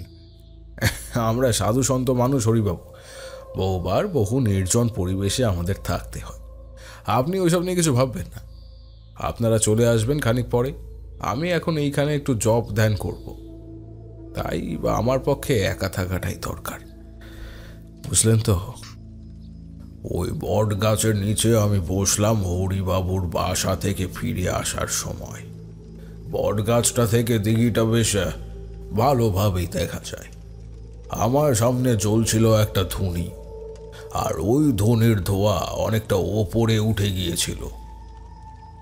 আমি জপ করতে বসলাম, প্রায় 5000 বার জপ করে গিয়েছি। এই সময় শুনলাম দূর থেকে একটা গরুর ডাক। আমি সজাগ হলাম আর চোখের পাতা খুলে দিলাম। অন্ধকার জমাট বন্ধ হয়ে এসেছে, কিন্তু দেখা যাচ্ছে সবকিছু অন্ধকার অভ্যস্ত চোখে। দেখলাম অনেকটা কাছে চলে এসেছে ওই গরুর গাড়িটা। তাতে লটবহর নিয়ে একই ছয়ের তলায় বসে আজ একজন পুরুষ আর একজন মহিলা। আমি তাদের কথাগুলো স্পষ্ট শুনতে পারছিলাম। হরিবাবুর ছেলে ভয়ে ভয়ে গলায় বলছে গাড়োয়ানকে, সাবধান গাড়োয়ান, ওই যে দিঘিটা দেখা যাচ্ছে ওদিকেই ভয়, আশেপাশে কেউ নেই। জানোই তো কতটা বদলাম। কি গাড়ি থেমে গেল কেন? বাবু, ওই দিঘিটার জলটা কি নড়ে উঠল? গরুগুলো যে ভয় পেয়েছে, এইবার কি হবে? দেখলাম গরুগুলো সত্যি ওই নিশুতি রাত্রের পরিবেশকে খান খান করে দিয়ে হাম্বা ডাকে সমগ্র চরাচর মুখরিত করে দিতে লাগলো। আমার মন জপে একাগ্র করার চেষ্টা করছি, এদিকে জল থেকে একটা কঙ্কাল উঠে আসছে। সে এবার নাকি সুরে বলে উঠল, কই যাবি এখান থেকে? কেউ যাবি? তোদের ঘাড় মটকে গাছে ঝুলিয়ে রাখবো, তারপর মজা কেমন লাগে দেখবি। যতই চিৎকার কর, কেউ আসবি না। নির্জন পরিবেশে তোদের উদ্ধার করতে কেউ আসবে না। সকলেই যখন ওই কথা শুনে ভয়ে একেবারে জড়সড়, তখন আমি আমার আসন থেকে উঠে দাঁড়ালাম। আমার মাথার ওপর থাকা শুকনো ডালটা এক টানে দিলাম ভেঙে। এই শব্দ শুনে ঝোপের আনাচে কানাচে লুকিয়ে থাকা সব ছেলেরা বেরিয়ে এলো, আর প্রত্যেকের হাতেই ছিল চলন্ত মশাল। আগুন দেখলে ভূতে ভয় তো পাবেই। আমি তাদের উদ্দেশ্যে বললাম, এই যে তোমরা আগুন নিয়ে এই গরুর গাড়িটা ঘিরে ফেলো, আর আমি আছি। ওই প্রেত তোমাদের কোনো ক্ষতি করতে পারবে না, আমি মন্ত্র পড়ে দেব। আর এই যে তোমরা মশালটা আমার এই ধুনির আগুন থেকে চালিয়ে নাও, আর তুমি দাঁড়াও ওখানে। বলেই আমার নির্দেশে একটা বছর 18 ছেলে দাঁড়িয়ে পড়লো আমার একেবারে সামনে। আমি আমার ধুনির আগুন থেকে তার মশাল জ্বালিয়ে দিলাম, আর নিজের উপবিত তার মাথার ওপর রেখে মন্ত্র পাঠ করলাম। কানে কানে সেই মন্ত্র বার তিনেকের বেশি বলেও দিলাম। মন্ত্রের প্রভাবে এই ছেলেটা একেবারে টান টান হয়ে খাড়া হয়ে গেল। এইবার ওই ছেলের দল মশাল হাতে দৌড় মারল হৈ হৈ করে শব্দ। ওদের মধ্যে একজন বলে উঠল যে, তোমার ওইখানেই দাঁড়াও, আমরা আসছি। ওই প্রেত কিছুই করতে পারবে না। ওদের পায়ের শব্দ শুনে আর আলো রোশনায় দেখে ঝপাং করে জলে কিছু পড়ে যাওয়ার শব্দ হলো। আর আমি যখন ওইখানে পৌঁছালাম তখন দেখলাম দিঘির ঘাটের কাছে ফোঁটা ফোঁটা রক্ত লেগে। হরিবাবুর ছেলে ভীত কণ্ঠে বলে উঠলেন, ঠাকুর মশাই, এখনো নিজের চোখ আর কানকে বিশ্বাস করতে পারছি না। মনে হচ্ছে স্বপ্ন দেখছি। আমরা যে প্রাণে বেঁচে ফিরেছি এটাই অবিশ্বাস্য মনে হচ্ছে। দলের মধ্যে দাঁড়িয়েছিল হরিণ, সে এইবার উচ্চকণ্ঠে বলে উঠল, আরে তোমার আসার কথা ঠাকুরমশাই জেনে গিয়েছিলেন অনেক আগেই। তিনি আমাদের বলে দিয়েছিলেন মশালের আলো দিয়ে দাঁড়িয়ে থাকতে, না হলে আজকে তোমার বাঁচা আর হতো না যতনদা। তাই নাকি? কই ইনি যে আমাদের গ্রামে এসেছেন আমার তো জানা ছিল না। আমি অবশ্য চলে গিয়েছিলাম নিজের শ্বশুর বাড়ি। আমি হরিবাবুর ছেলের পানে চুপ করে তাকিয়েছিলাম। খানিক পরেই আমি বললাম যে, শোনো, তোমরা যাও, আমার কাছে যতন আপাতত থাক। আমার যতনকে নিয়ে খানিক কথা বলার দরকার আছে। আর তোমরা যতনের স্ত্রী আর সন্তানকে নিয়ে বাড়ি ফিরে যাও। আর এইদিকে শোনো যতন, তোমার সাথে আমার গুপ্ত কিছু কথা রয়েছে। তুমি আমাকে একটা চিতল মাছ ধরে দেবে। এই মাছ নিয়ে কালকে গভীর রাত্রে আমি আমার ওই ইষ্টদেবী ভৈরবকে নৈবেদ্য দেব। তোমার অবশ্য সাথে থাকার দরকার আছে। দেখলাম হরিবাবুর ছেলের মুখটা কেমন যেন পানসে হয়ে গেল। সে আমতা আমতা করে বলে উঠল, আমি ঠাকুরমশাই? আমি? কেন? আমাকে দিয়ে কি হবে? আমি যে এইখানকার একজন সাধারণ জেলে, পাড়ার মাছ ধরি আর তাতেই আমার জীবন চলে। আমার দ্বারা কি এই মন্ত্রতন্ত্র কিছু হবে? আলবাত হবে। তুমি চাও তো তোমার বাড়ির সকলে ঠিক থাকুক? হ্যাঁ ঠাকুরমশাই, খুব চাই। কিন্তু কিন্তু আমাকে একটা কথা বলুন তো, এতগুলো লোকের মধ্যে শুধুমাত্র আমি কেন? কারণ তোমার নিজের কাঁধের দিকে তাকালেই দেখতে পাবে, আমাকে কিছু বলতে লাগবে না। এই বলে যতন এইবার নিজের কাঁধের দিকে চাইল, আর যেই হাত কে উঠল, সে বলে উঠল, একই আমার কাঁধে কার নখের দাগ এসে লাগলো। এইটা কিছুই নয়, এর থেকেও খারাপ পরিণতি অপেক্ষা করছে তোমার জন্য। তোমাকে আমি এই কঙ্কালের হাত থেকে রক্ষা করছি। আসলে ওইটা কার কঙ্কাল জানো? কার ঠাকুরমশাই? আর তার সাথেই বা আমার কিসের শত্রুতা? ওই কঙ্কাল হলো ওই দিঘি যেই জমির ওপর নির্মিত, তার মালিকের। সে এইবার গ্রামের মানুষের ওপর ক্ষিপ্ত হয়ে উঠেছে। সে চায় এইবার সকলকে হত্যা করতে, গ্রামকে শ্মশানে রূপান্তরিত করতে। শুধু তাই নয়, আমি যে তোমাকে মন্ত্র বলে রক্ষা করেছি সেইটা ওই কঙ্কাল সহ্য করতে পারছিল না। তাই যদি তুমি কালকে আমার সাথে আমার ওই আয়োজিত ক্রিয়াতে অংশগ্রহণ না করো, তাহলে কিন্তু তোমার প্রাণ সংশয় হবে। এইটা একেবারে দৃঢ় সত্যি। সে এইবার অধৈর্য হয়ে বলে উঠল, কালকে তাহলে আপনাকে কখন মাছ এনে দেবো বলুন? আমি এই বট গাছেই বসে অপেক্ষা করব। তুমি আমার কাছে কালকে মাছ ধরেই চলে আসবে। আর শোনো, ওই দিঘির কাছেই আমি আমার ওই উপাচার সামগ্রী নিয়ে বসে থাকবো। ওখানেই তোমাকে সমগ্র সন্ধ্যে থেকে ক্রিয়া চলাকালীন থাকতে হবে। তুমি ভয় পাবে না তো? আমি প্রাণের তোয়াক্কা করি না ঠাকুরমশাই। ভয় শুধু আমার পরিবার নিয়ে। আমার এক ছেলে আর আমার আরেক সন্তান আমার স্ত্রীর গর্ভে এখন। তাদের যদি কিছু হয়ে যায় তা আমি কিছুতেই সহ্য করতে পারবো না। আমি কালকে সকালেই চিতল মাছটা আপনার কাছে এনে দেব। আর কিছু দরকার আছে? দরকার ছিল, হ্যাঁ, আর একটা শাড়ি, নতুন ভাঁজ না খোলা শাড়ি। ওটা হলেই তোমার দিক থেকে দেওয়া সব কিছুই হয়ে যেত। তেমনটা অসুবিধা নেই। আমাদের গ্রামের একটি বস্ত্রের গাঁটরি নিয়ে বসে একজন ভদ্রলোক, তিনি আমাকে অবশ্যই একটা শাড়ি দেবেন। আচ্ছা, তাহলে এক দামে কিনে নাও। আর চেষ্টা করবে একটু খাঁটি মধু যদি পাও। সর্ষে ফুলের মধু বিশেষ উপকারী, বুঝলে কি না? বেশ ঠাকুরমশাই, তাহলে আমি যাই। আমার এখন গেলে কোনো প্রাণের ভয় নেই তো? দাঁড়াও একবার, আমি একটা কাজ করে দিই, তাহলে তোমার আর আজকের মতো ভয় থাকবে না। কি করলেন ঠাকুরমশাই আপনি? প্রশ্ন করে উঠল কিশোরী।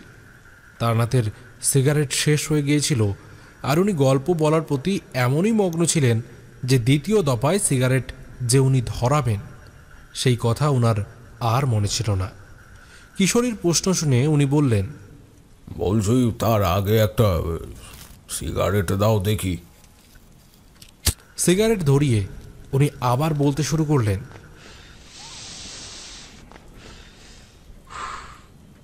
আমি বুঝতে পেরেছিলাম যে উনি আর কোনোভাবেই নিজেকে বাঁচিয়ে রাখতে পারবে না।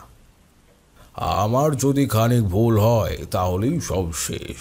তাই আমি যতনের বড় আঙুলের গোড়ার দিকটা খানিকটা কেটে দিতেই সেইখান থেকে রক্ত বেরিয়ে এলো, আর ওই রক্তধারা মাটিতে পড়া মাত্র দিঘির জলটা লাফিয়ে উঠল, যেন ঠিক যেমন পাথর ফেললে হয় আর কি।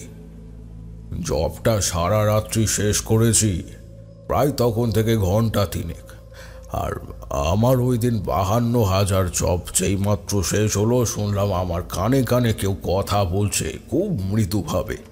সে বলছে, এই যে তারানাথ, তোমার জব পূর্ণ হয়েছে, এইবার তোমার জয় নিশ্চয়। আমার আশীর্বাদ সর্বদা তোমার সাথেই আছে। কিছু ভেবো না, তোমাকে কেউ পরাস্ত করতে পারবে না। ভৈরব বাবা তোমাকে সকল বিপদ থেকে রক্ষা করবে। আর এই গ্রামের বিপদ কাটিয়ে দেওয়ার পর আমি তোমার সাথে চিন্ময়পুর গ্রামের শ্মশানে দেখা করব। জপে এতই মগ্ন ছিলাম যে প্রথমটা খেয়াল করিনি, কিন্তু এইবার মনে হলো এই কণ্ঠ আমার আগেও শোনা।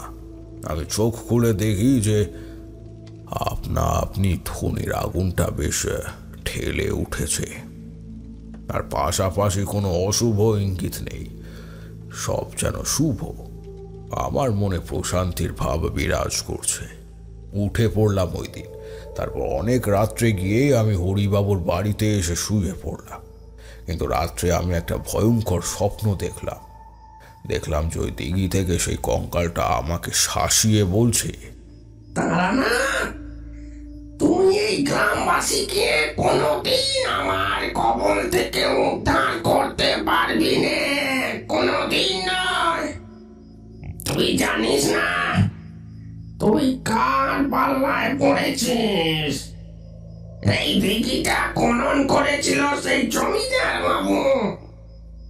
আমার পরিবার মারা গেছে আগুনে পুড়ে। এবার এই গ্রাম জ্বলবে, দাও দাও করে জ্বলবে। স্বপ্নের মধ্যেই আমি দেখতে পেলাম যে ওই কঙ্কাল আমার দিকে তার হাতখানা বাড়িয়ে দিচ্ছে। আমার গলা লক্ষ্য করে পেছনে কতগুলো হাত উঁচিয়ে আছে, ওই হাতগুলোতে রক্ত লেগে রয়েছে। আমি এপাশ ওপাশ করতে লাগলাম। তারপর এক সময় ঘুমটা ভেঙে গেল আর আমি উঠে পড়লাম। দেখলাম যে আমি ঘামে একেবারে ভিজে নিয়ে উঠেছি। গলা তেষ্টায় শুকিয়ে কাঠ হয়ে গিয়েছিল। বাতাস ঢুকছিল পিছনের জানালা দিয়ে। হালকা জ্যোৎস্না উঠেছে, কিন্তু আমার যেন ভয় হলো, তাই আর পিছনের দিকে ফিরে চাইলাম না। দূর থেকে ভেসে আসছিল কতগুলো শিয়ালের ডাক। ওই ডাক শুনে আমার মনে আবার ওই অমঙ্গলের ছায়াটা ঘনিয়ে এলো। ভাবলাম যে গুরু যখন বলে দিয়েছেন তখন আমাকে কেউ পরাস্ত করতে পারবে না। এই কথা ঠিক, কিন্তু লক্ষণগুলো ঠিক নয়। আমাকে কালকেই কিছু না কিছু করতে হবে। পরদিন সকালের ঘুম থেকে উঠে আমার সাথে যতনের দেখা হলো। যতন মুখখানা শুকনো করে আমার দিকে তাকিয়ে থেকে বলল, ঠাকুর মশাই, আমি কালকে একটা ভয়ঙ্কর স্বপ্ন দেখেছি। আমার মনে হয় আমি আর বেশি দিন নেই। আমাকে যে করেই হোক আপনি এবার উদ্ধার করুন। আমার যে খুব ভয় করছে। কালকে আমাকে একটা কঙ্কাল মাছ ধরার সম্বন্ধে বলে দিয়েছে যে আমি যদি মাছ ধরতে যাই তাহলে সে আমাকে শেষ করে দেবে, আর তার কুপ্রভাব নেমে আসবে আমার পরিবারের ওপর। কালকের সমস্ত কথা আমার স্ত্রী সুমিতাকে জানাবার পর সে ভীষণ ভয় পেয়ে আছে, আর বাবা যথেষ্ট অমত করছে আমাকে আপনার সাথে এই ক্রিয়াতে অংশগ্রহণ করতে। তোমার কোনো ভাবনা নেই? চৌধুরীদের পুকুর থেকে তুমি আমার জন্য ওই মাছ আমার সামনেই ধরবে। আমি থাকতে তোমার প্রথম কথা যেমন ভয় নেই, তেমনি এই দিনের আলোতে কোনো শক্তি তোমার কোনো প্রকারই ক্ষতি করতে পারবে না। যদি তোমার ক্ষতি ওই কঙ্কালের করাই হতো তাহলে সে তোমাকে গতকাল রাতেই শেষ করে দিত। তুমি আমার সাথে জাল নিয়ে চলো। পুকুরের যে কোনো একটা প্রান্ত থেকে মাছ ধরলে হবে না, ওই মাছ ধরতে হবে উত্তর পশ্চিম দিক থেকে। তাই ইচ্ছে না থাকা সত্ত্বেও আমার সাথে গেল যতন। চৌধুরীদের পুকুর নামে পুকুর হলেও আয়তন প্রায় দিঘির সমান। এই প্রান্ত থেকে ওই প্রান্ত কিছুই দেখা যায় না, ফলে বুঝতে পারছো আমার পক্ষে দিক নির্ণয় করা খুব কঠিন হচ্ছিল। তাই আমি করলাম কি, একটা পাট কাঠিকে মাঝখান থেকে চিরে ওইটা দুই দিকে ফেলে দিলাম, আর আমি দিক খুঁজে পেলাম। পুকুরের ডান দিকে একটা কৃষ্ণচূড়া গাছ, একটা লোক দাঁড়িয়ে ছিল। আমরা তার সাথে চোখাচোখি হতেই সে মিলিয়ে গেল, আর আমার মনে মনে কেউ যেন বলে উঠল, ওখানেই তোমাকে যেতে হবে। একটা ছোট্ট নৌকা বাঁধা ছিল ঘাটের কাছে। আমি আর যতন ওখানেই গেলাম, আর সে একবার জয় মা কালী বলে জলের মধ্যে জালাটা ফেলে দিল। ব্যাস, একবারেই মাছ ধরা পড়ল। আমি উল্লসিত হয়ে বলে উঠলাম, এই যে যতন, তোমার কপাল সত্যিই খুব ভালো। প্রথমবারই একেবারে জ্যান্ত শীতল মাছ ধরতে পেরেছো তুমি। তোমার পক্ষে যে এইটা সম্ভব হয়েছে এটাই বড় কথা। এবার মাছটা এখানে রেখে তোমাকে যেইগুলো এনে দিতে বললাম সেইগুলো এনে দাও। ওই প্রেত পুকুর কলুষ মুক্ত হবে। সন্ধ্যার দিকে সে ফিরে এলো আমার কাছে। তার হাতে লাল রঙের একটা শাড়ি আর সেই সাথেই একটা শিশি। আমি ওইগুলো তার হাতে নিয়ে আগুনের সামনে একটা কলা পাতার পাশেই রাখলাম।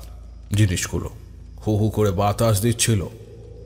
আমি স্পষ্ট উপস্থিতি পাচ্ছিলাম কিছু দেহ বিমুক্ত আত্মার।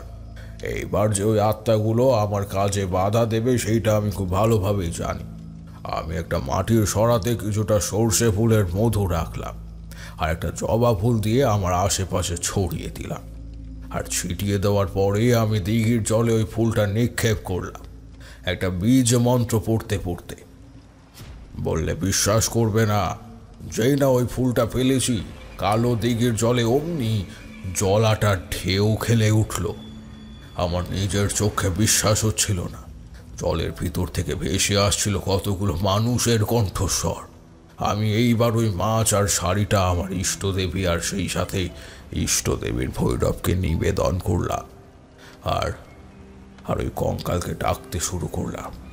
কিন্তু জপ চলাকালীন ওই কঙ্কাল এইবার আমার সামনে উপস্থিত হলো।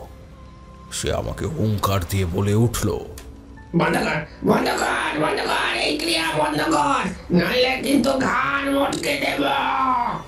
আমাকে মেরে ফেলেছিল ওই জমিদার, তাই আমি শান্তি পাচ্ছি না। ঠাকুর মশাই, ও যে এগিয়ে আসছে আমার দিকে। ভীত কণ্ঠে বলে ওঠে যতন। আমি তাকে সান্ত্বনা দিয়ে বললাম, কিছু ভয় নেই। ওই কঙ্কালের সাধ্য নেই যে তোমাকে পরাস্ত করে। তুমি শুধু আমার পাশে পাশে থাকো, ব্যাপারটা লক্ষ্য করো। কঙ্কালের উদ্দেশ্যে আমি বলে উঠলাম, তুমি যেই হও না কেন, তুমি এই গ্রাম ছেড়ে চলে যাও। আমি তোমার শান্তির ব্যবস্থা করে দেব। আর শুধু তাই নয়, জমিদার বাবু লোভ করেছিলেন, তুমি তার বংশ লোভ করেছ। তোমার প্রতিশোধ তুমি নিয়েছো, কিন্তু এইবার থামো। এইবার যদি না থামো তাহলে কিন্তু আমার করা ক্রিয়াতে তুমি জন্ম জন্ম ধরে এই প্রেত জনিতেই থাকবে। কঙ্কাল বলে উঠল, চলেই তো যেতে চাই, কিন্তু যেতে পারছি না। মাটির নিচে আমার একটা হাড় এখনো মেশেনি। ওইটা যদি আগুনে দিয়ে আমার নামে শান্তি মন্ত্র পড়া হয় তাহলে আমি অনায়াসেই চলে যাব, কিন্তু এই দিঘি আমি কাউকে ভোগ করতে দেব না। আমি চলে যাওয়ার পর এখানকার জল শুকিয়ে যাবে। ঠিক আছে, ওই হার আমি তোমার সাথে খুঁজে এনে ওইটা চিতায় দাহ করে তোমার পরিবারের নামে মন্ত্র পড়ে দেব। ওই দিন আমি ওই কঙ্কালের দেখানো পথ ধরে চলে গিয়েছিলাম ওইখানে। মাটি খুঁড়ে খুঁজে পেয়েছিলাম মাথার খুলি। ওইটার মধ্যে কেউ যেন লাল রঙের সিঁদুর লেপে দিয়েছে। তার মানে জমিদার এমনি এমনি ওই দিঘি খনন করতে চায়নি, নিশ্চয়ই কোনো অভিসন্ধি ছিল বলেই তিনি এই কাজ করেছিলেন। ওই অভিসন্ধির কথা আপনি কি করে জানতে পেরেছিলেন? না বিভূতি, সেইটা আর জানতে পারিনি, কিন্তু ওই কঙ্কালের মাথার খুলিটাকে আমি একটা চেলা কাঠ দিয়ে 2 ভাগে ভাগ করে দিয়েছিলাম, আর তারপর নিজের কাজ যজ্ঞ সম্পূর্ণ করলাম। দিঘির পাশে পাশে সর্ষে ফুলের মধু বেশ খানিকটা করে ছিটিয়েও দিলাম। আমি যখন ক্রিয়া সম্পূর্ণ করলাম তখন দেখি যে যতন আমার দিকে কেমনভাবে তাকিয়ে রয়েছে। সে বিস্ফারিত চোখে আমার দিকে তাকিয়ে বলেছিল, ঠাকুর মশাই, তাহলে কি আমাদের গ্রাম এবার মুক্ত হলো? আমাদের গ্রাম কি মুক্ত হলো ওই প্রেতের হাত থেকে? যতন, এই গ্রাম মুক্ত, আর কোনোদিন কোনো উপদ্রব হবে না। তারপর আমি সকালের দিকে শ্মশানে গিয়ে কিছু শ্মশান বন্ধুদের সাথে ওই 2 ভাগ করা কঙ্কালের মাথাটা দাহ করে বাড়ি ফিরে আসি। গল্প বলা শেষ করেই তারানাথ থামলেন আর একটা সিগারেট ধরালেন। মনে একটা তৃপ্তির ভাব বিরাজ করছে ওনার। আমরা শুনেই যাচ্ছিলাম, হুঁশ ছিল না কোনো দিকে। মৌনতা ভঙ্গ করল কিশোরী সেন। সে আমাকে বলল, বাবা বিভূতি, এই কত বেলা হয়ে গেল, ঘন্টা 2 অতিক্রম হয়ে গেল, এইবার বাড়ি ফিরতে হবে। কোনো কথাই আমার কানে ঢুকছিল না। আমি শুধু চেয়েছিলাম তারানাথের চোখের দিকে। তিনি এইবার উঠে দাঁড়ালেন আর শুধু বললেন, লোভ এমন একটা জিনিস যে সেই লোভে মানুষ অন্ধ হয়ে নিজের সর্বনাশ ডেকে আনে। এই কথা যেমন ঠিক, তেমনি ওই লোভের দ্বারা প্রাপ্ত জিনিস মানুষ ভোগ করতে পারে না, তার বিনাশ বয়ে আনে। এর জন্য প্রবাদ আছে, লোভে পাপ আর পাপে মৃত্যু।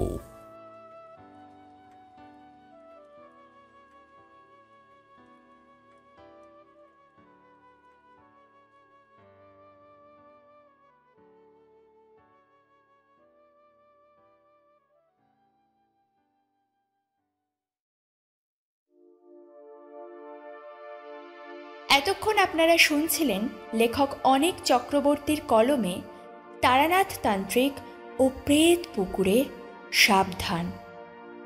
গল্পটি আপনাদের কেমন লাগলো অবশ্যই কিন্তু কমেন্ট করে জানাবেন, এবং চ্যানেলে নতুন হয়ে থাকলে চ্যানেলটিকে সাবস্ক্রাইব করে পাশে থাকা বেল আইকনটি অবশ্যই প্রেস করতে কিন্তু ভুলবেন না। ফিরে আসবো আরেকটি নতুন গল্পের সাথে। আপাতত আজকের জন্য আমাদের ভূত কুঠিরের দরজা এখানেই বন্ধ করা হলো। ধন্যবাদ।